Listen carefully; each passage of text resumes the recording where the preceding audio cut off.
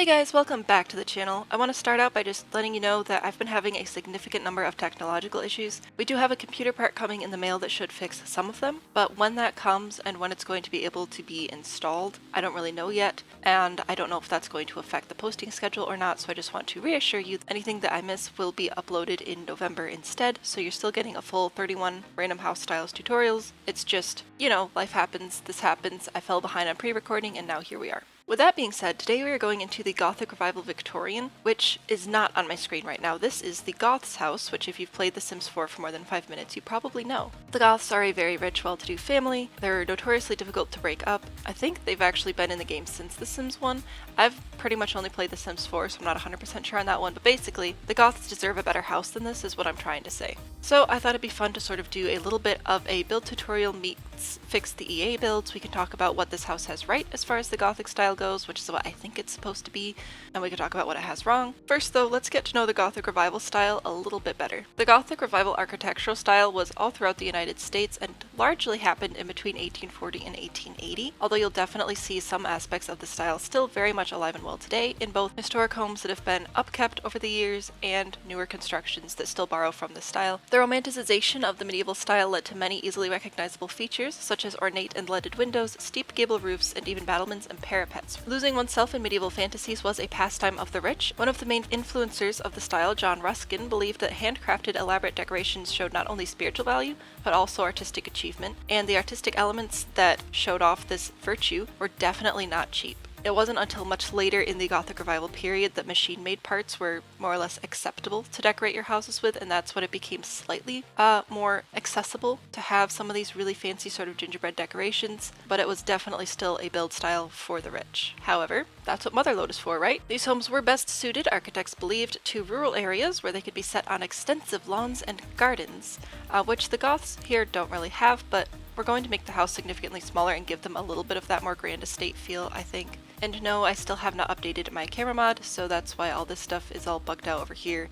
I'll get to it eventually. First of all EA builds for the most part are just simply too big. This one even uses the full height walls on the first floor, which, I mean, we can use the medium height walls. We'll keep some of that height, but it does not need to be that tall. This one will do short, and this one I think we will also do short. We may add an additional tower to keep that same height, but the walls do not need to be this tall. And now it looks short and fat, which is cute. Not quite what we're going for. We definitely want it to feel taller. Also, this roof is wrong. We're going to be focusing primarily on open gables, so we'll just get rid of that. We will replace the chimney, and I don't know if we'll keep this room here or not. We'll get to that in a second. Other notes on the shape, I probably am not going to keep these rounded deck parts. I'm going to go for something much more angular. For the most part, it had flatter faces and occasional protrusions, so we'll go into that. Definitely need to add some more towers, parapets sort of things, and we will not be doing a flat roof today. So buckle up your seatbelts for some epic roofing.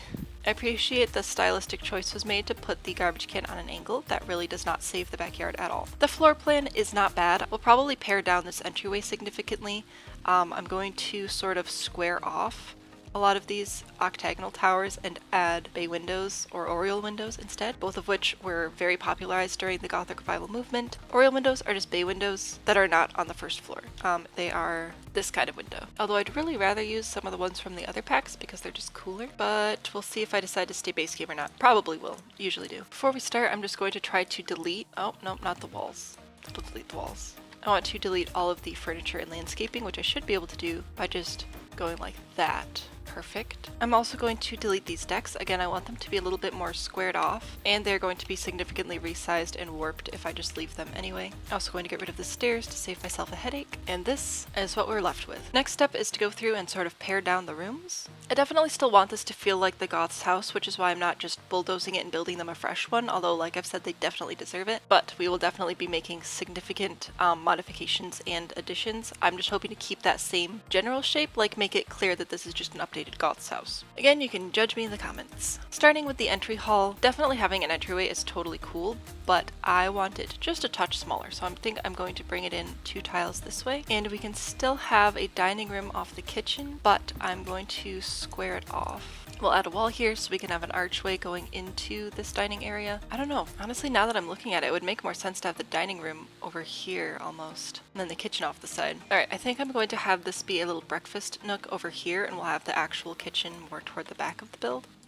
have a little butler's pantry area between the kitchen and the dining room, and then this will actually transform into our formal dining room. I am going to get rid of this again so that I can actually add slightly more appropriate windows. That still feels too big.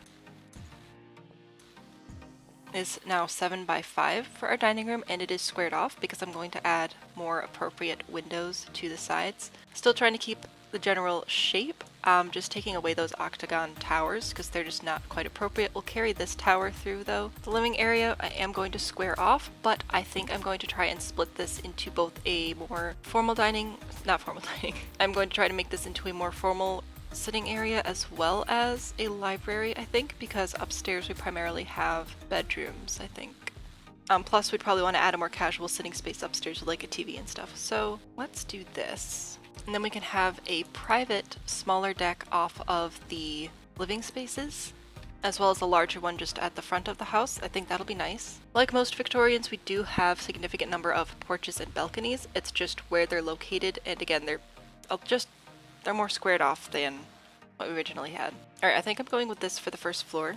Now on the second floor, alright, I've started out by just retracing the same footprint for the second floor. I'm going to go ahead and place some sort of space keeper stairs. We'll keep the double wide stairway. I think that's totally fine. Oh, this is already feeling so much better. It's more squared off, which is more typical of styles at the time. We're going to add actual windows that reflect the style, actual towers. This is going to be good. Alright, so at the top of the stairs, I want this to be a tower that sort of... oh. Yeah, we're just going to delete Alexander's room.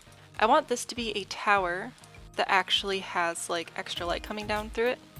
So I'm going to add this space and just delete this floor. And upstairs, I will add a couple of the bay windows back because on the second story is typically where these bay windows were located. And we can add some supports underneath, which is just going to be so much more true to the style. And now we need a floor plan. Looks like it'd be pretty easy to simply sort of give this space to the adults. Give them a fancy window as well. We'll give Cassandra a bedroom with a walk-in bath. And then over here, we'll have the grown-ups bedroom, a walk-in closet over here, and a bathroom over on this side. I think typically walk-in closets and bathrooms are closer together, maybe? Am I wrong? Am I right? Maybe we do a walk-in closet that you walk through to get into the bathroom. And then we can have sitting by the fancy window and a bed over here. We'll work on that. Alright, so that's my second story. Still definitely very large, but that's totally fine. I'm fine with big, I'm just not fine with like extremely oversized and too much empty space. This we can fill up. We do have to still add stairs. Upstairs we could do that, or we could do that. Fascinating. We already have the base 2 layers down. 2 layers. We already have 2 stories down, which is like the bare minimum. You're not going to see any of these being 1 story. If you are, it's more Gothic Revival, just influenced builds. Victorians are pretty much always at least 2 stories because they're for the rich people who can afford it. I'm starting to think about what's going to make the most sense as far as roofing goes. Also, honestly, with the new updates in The Sims 4, it would make sense to have a couple of extra bedrooms in here in case they decide to continue expanding the family. I won't keep the entire 3rd story, I just wanted to build some of it in so I could sort of see better what I was working with. I think for roof pieces, we're going to go with a pretty steep pitch. So with a short wall height, I want to bring in my walls 2 tiles in from the edge. Steep, open-faced gables are definitely very important to the Gothic Revival style. And if I just put this roof piece down, I could show you how we'll have a roof pitch of about this, which is significantly more than just the default pitch, but not so high that it's going to be obnoxious. So that's what I'm going to be doing for this floor, is seeing where I can push in 2 tiles from the side and have it actually make sense as far as a roof goes. Like I can probably do that same thing here.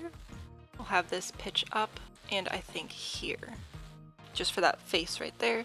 I'm going to go ahead and let you sort of look down through this tower, and we'll add the final layer up here. Oh, we still have to add some battlements and parapets too. Shall I add that around this tower, or add a secondary tower? I mean, I wanted a second tower anyway. You know what? We'll put Alexander's bedroom in the front here. He can still have a tower that he can climb up in, and we'll give him a little bit of a battlement feel up front, which I'm going to do by just alternating some half wall heights. Alright, so that'll give it a little bit of that medieval flair, which of course we know they're all about. And I should still be able to roof the rest of this tolerably. We'll give him this room here and an attached bath to the side. I'm going to split this into a couple of additional bedrooms, and we should have 1 more bathroom on this floor.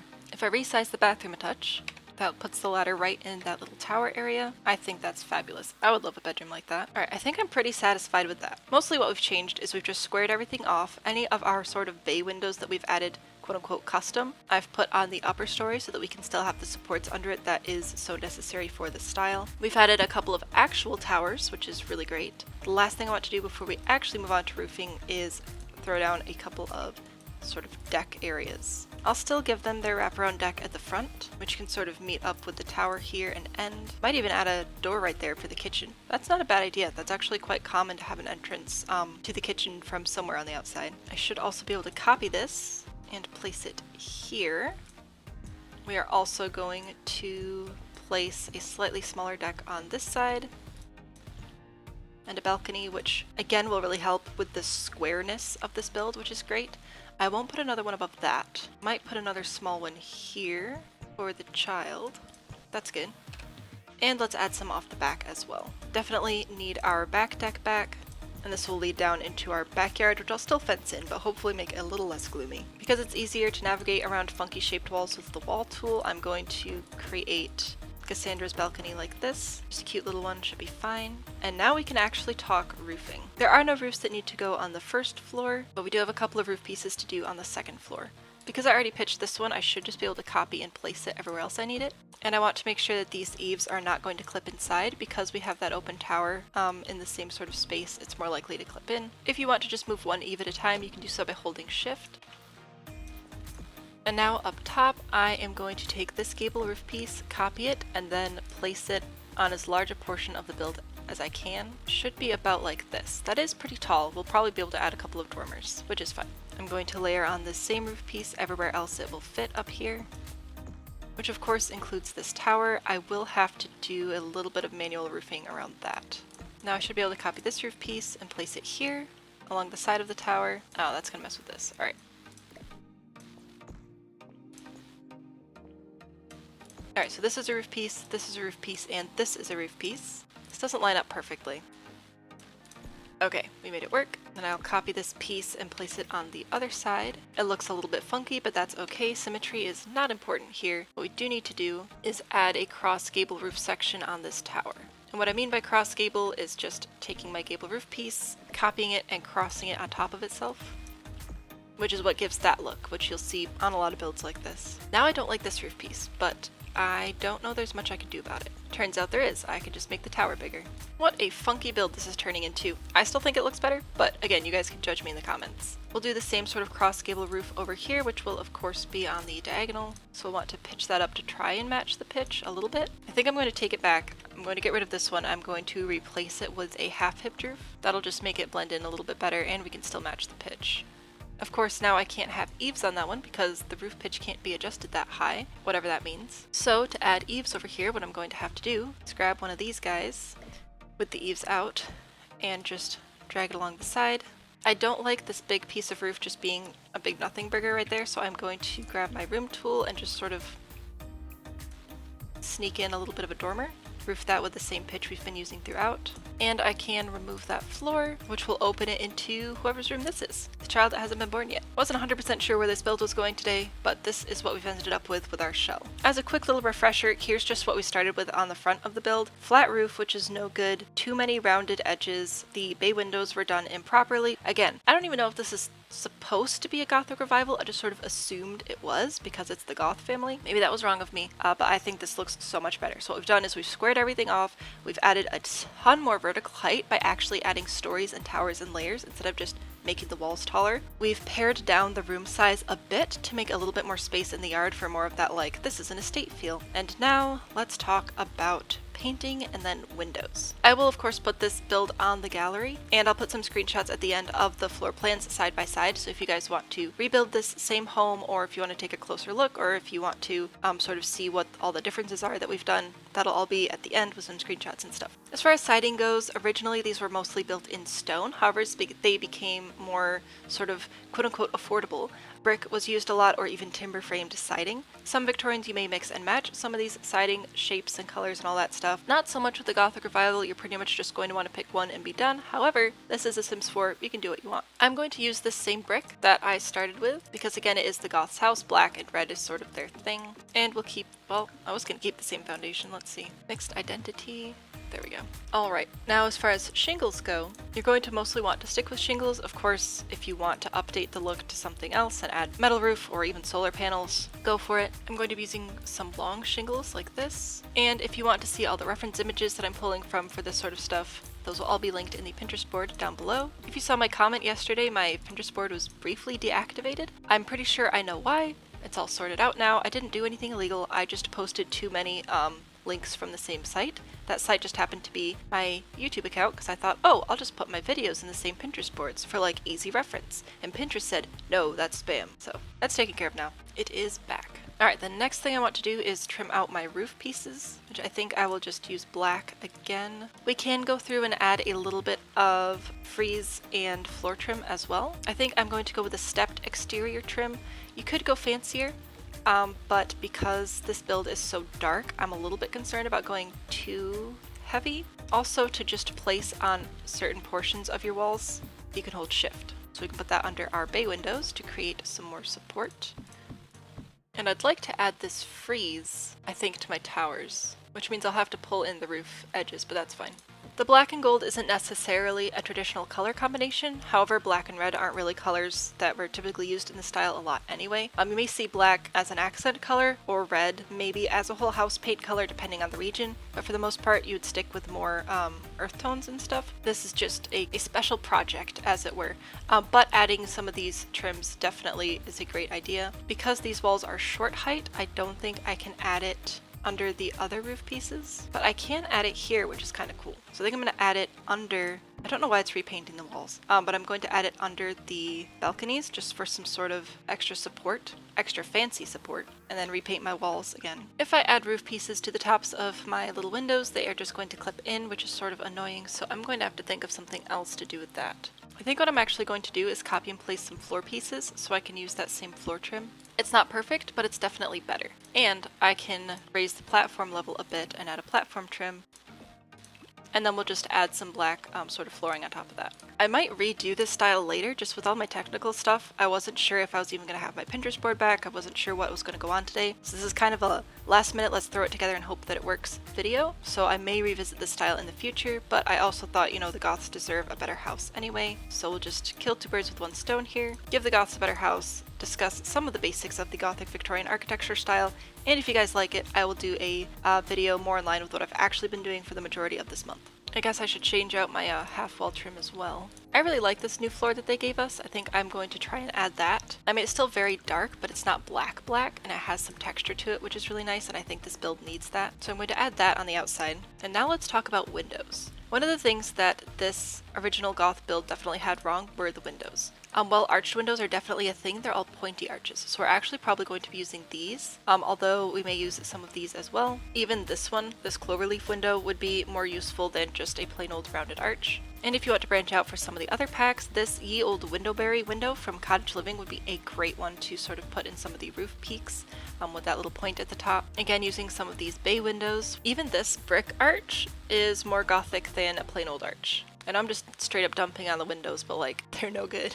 For medium wall height, this old schoolhouse window would be a really good option. Don't have a ton of medium wall height options for the base game, so we'll just see what we can do with these guys. I'm going to be using a slightly more ornate sort of swatch on these windows and sort of place them like this throughout the build. It'd be nice if I had some taller arched windows with a point at the top, but if I'm going to pick shorter windows with points or taller windows without points, I'm going to pick the points. Again, nothing too fantastic in the door department, so I'll probably just stick with the same style. There we go. And I think they have single wide versions too. There we go. So I'll do this for my kitchen door back here. I'm going to hold the Alt key so I can sort of get this window to be supported on either side by a wall. That'll be my entry. I'm going to stick with my go-to mega double doors, I think, for sort of porch entry points. I'll add one here and here, back here. I really don't want it on the front of the build, so I'm actually going to extend this around.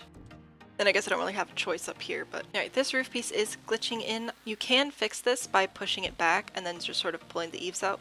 So it'll just sort of have a hole there instead, which I personally think is preferable, so we're gonna go with that. There are other ways to fix it too, but it would involve rearranging the room shape, and I want to just keep it a square tower. Well, squared tower. Where's my ladder? Thank you. Alright, now that all my doors are placed, we'll just go through and do the rest of the windows real quick. Because I don't actually have medium height windows, I think I'm going to, first of all, turn on quarter tile placement here. And I'm going to stick with these slightly smaller windows on the short walls, and then sort of pretend that this one is my tall wall height window, or medium wall height, or whatever it is. I think it's also going to be advantageous to place the windows from the inside of the build, because that will give me a better idea as to their placement in the room, which is a little bit more important than their placement from the outside. I'm going to focus primarily on making sure I get windows in these sort of bay windowed areas, and then add additional windows where necessary to make sure enough light gets in. Now I really want some windows in the peaks of my roof pieces here, so I am going to hit Ctrl-Shift-C, type bb dot move objects on, so I can place those. And I'll go through and actually show you where all the window placements end up happening when I'm done. I would say this build style is neither window heavy nor window light. It's just windows where they should be. Because we have stairs right here and kitchen and living spaces and stuff, there aren't a ton of windows on this side, but I did make sure that I got windows all up and down the tower here. A lot of windows looking toward the backyard, which is lovely. And these are mostly, well, living room, dining room, and then bedroom windows all looking out over the park over here. I did grab some of these cloverleaf windows just because they provide a little bit of that medieval detail, which is cool. For railings all around these decks, we want something a little bit fancy. This fleur-de-lis fence from the Get Together pack is probably the best option, but if I want to stick with just base game, I'm going to stick with something that has some vertical panels and a little bit of detail. Probably this one again. I know it lights up, which is like a little bit weird, but we just won't use it inside today. And for columns, I want something with a little bit of detail. I think these were what was used before, which I don't mind as much now that the whole build is just a little bit better put together, so we can use these. And these can go on the corners of your builds. And you can hold shift to place multiple columns at once, otherwise you just sort of have to like place and copy and place and copy and place and copy, and that gets old. Oh, just kidding, I don't even need columns there. I think I'll actually scooch this over a bit just so that I can keep the same column line. That's nice. I do want this area to feel supported, so I might actually pull this out a bit more. And we'll have a significantly smaller backyard, but not if I scooch the build. Because these homes were traditionally placed on significantly larger lots than this, I'm having a little bit of a tricky time sort of imagining an ornate landscape, as it were, but we'll figure something out. Always do. I think I'm just going to use wooden stairs because adding more brick would just be too much texture. A nice wide staircase. We won't do it quite that wide in the back. And we should be able to just use the same paint as the walls for our sides. That'll blend it in just fine. And we can even use the same railing. Again, black and red are really not very common colors for the Gothic Revival style. While you can definitely go for some fancy paneling and wallpapers and stuff like that, you're going to want to actually go with slightly more earth tones. Probably more like this. Hang on, let me get a light. More earth tones, just lighter colors generally. Very ornate still, but because this is the Goth's residence, we will of course respect their wishes and try to keep a lot of the black and red. I would really like to bring a little bit more lightness in with the floor, so I'm just going to change it out for something that's more of a dark brown, I think. I'm also going to change out this tile for something that's just a little bit lighter with the clean slate tile, and I'll put this in the kitchen as well, and the bathrooms. And let's talk about interior archways. Once again, we actually want to go with arches or doors between rooms, but preferably something with a point at the top. We do have this arch that goes with the same window set we've been using, which is really nice. So I'll probably use a combination of that and these doors between the rooms. I think we'll do closed off doors to the kitchen, but an open arch into the living area, closed doors into the study, arch into dining, and this is just sort of like a pass through. We'll put some butler pantry sort of stuff in there. Sticking with the same door family, I'm going to put an entrance to the bathroom. I actually don't like it there. I think I'll put the entrance to the bathroom here. This will just be a half bath. Because I don't really like any of my railing choices all that much, I'm going to stick with half walls around the stairs inside for safety and whatever. Making sure I trim them in black, of course. I was really hoping I'd find like a nice black and red sort of tile option for the kitchen. Looks like this is the closest thing I have, which I'm not sold on. Besides, I don't think that like backsplash would even show, so I can put this in the bathrooms though. And I think I'm going to go with this in the kitchen instead, since we get a similar detailing on these tiles as we have on all of our doors, which of course you can't see because it's really dark inside. I'm going to try and keep some of the same original wallpapers though, because again, this is the Goth's house and I guess they'd like to keep some of their stuff. I believe Cassandra's room was originally light, white and had some like pinks and purples, but I'm going to give her a more interesting wallpaper now. And the master bedroom stuck with the same black and red theme. Alexander's bedroom definitely had a lot of red as well, but I think it'd be nice to give him something a little bit different. Maybe like this gray instead. I think that's nice. And then since we don't actually know who lives here yet, we'll just grab a couple of basic wallpapers. Maybe a blue one and a pink one. Alright, let's talk about landscaping. I'll go ahead and keep the same brick paths that were used sort of in the original, and I'll add a path going out this way to a gate for our back fence, I think. Landscaping really was quite fancy and extensive. As I mentioned a few times, this build style tended to actually be on much larger properties than this one, so go ahead and go for full out manicured. Probably even add some of these fancy hedges if you wanted to, although I don't think I will. Because this house is up on such a high foundation, I think I might use some of our upright cypress trees sort of in place of hedges. And you can scale these up and down by using the bracket keys. I'm going to add in some lower hedges behind them. My main goal with the landscaping is to help the build not quite feel so dark and overpowering. It is the Goth's house, so I want to respect their wishes, but also, come on guys, you can have some life. So I'm going to use the purple perennial flowers in red to sort of line a garden space. I'm holding Shift and Alt to be able to get a little bit more exact control of where I'm putting my flowers. I'm going to put in a couple of hydrangeas as well, just for some different shape and color. Some black rocks. If you have Get Together, there are a ton of excellent lawn decorations in that pack that would work really well for this build style. I'm not going to use that today, but I'll show you some of the stuff. Anything from the sundial to the plaques. Globe sundial is one of my favorites. The tiered bird bath is very nice. I do want to fence in the backyard. Again, really not loving any of these options, so I might just stick with the one that they had originally, which is, I believe, this stonework wall with a fancy gate. I'm going to sort of copy the same landscaping around the edge of this side, and because the backyard is so small, I don't think I'm going to landscape back there. I'll just leave it open for any sort of family activity stuff. As always, terrain paint is necessary. Under trees like this, I kind of just like to do a little bit of a spritz. I just realized I forgot to do a kitchen layout, which I usually do with you guys, so let's go over that. I still want to have a breakfast table in here, so I'm going to put the kitchen mostly just at the back. I'm going to use, I think, the Tall Order vintage counter, probably in black, and I'm going to start with just sort of lining this back area with it. If I use this fridge, I can put some more or less built-in cabinets around it and wrap the counter around for maybe a little coffee station or something. It'd either be that or adding a peninsula over here, but since I want a dining table of sorts in this area, I'm going to leave this space pretty open and not block it off. I'll add a stove here, a sink here. If you want to add fireplaces, you can put them pretty much wherever you want. These tended to have a lot of fireplaces and a lot of chimneys, again being fairly large builds. Just remember, if you do put a fireplace in any room, for reality's sake, don't forget a chimney. This one's just my personal favorite. I think that's where I'm going to leave this one today. I'm going to show you some side-by-side screenshots though, so we can sort of talk about what we did. First of all, for the exterior, again, we added roof pieces, which was really important.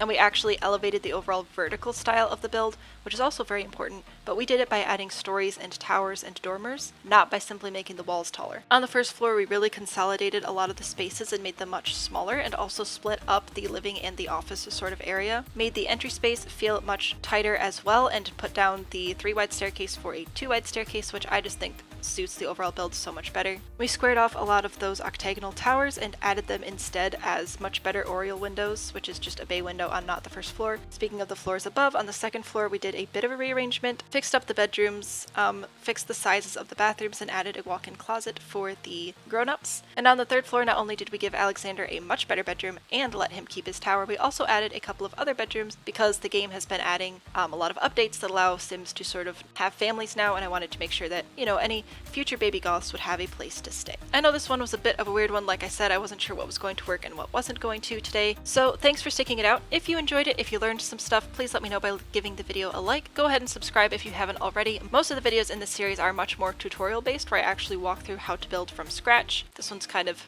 different, but if you like this sort of stuff where we're fixing up EA builds to be more of what I think they should be, you can let me know in the comments below. Maybe I can do this series later on as well. Top card is the rest of this series. We've done 2 other Victorian homes so far. The Italianate is definitely beginner friendly, the Queen Anne a little less so, but I recommend checking both of them out if you enjoy this sort of era of home building. And this bottom card is just a video YouTube thinks you'll enjoy. I had a lot of fun building with you guys today, even if it was a bit unconventional, and I look forward to building with you again tomorrow, or Monday or Tuesday, or whenever I am actually able to get another video up. Again, don't worry, anything I miss will just be pushed into November. I promise I'm not going to leave you guys hanging on any of these home styles. I am having way too much fun for that. I'll see you guys later. Bye!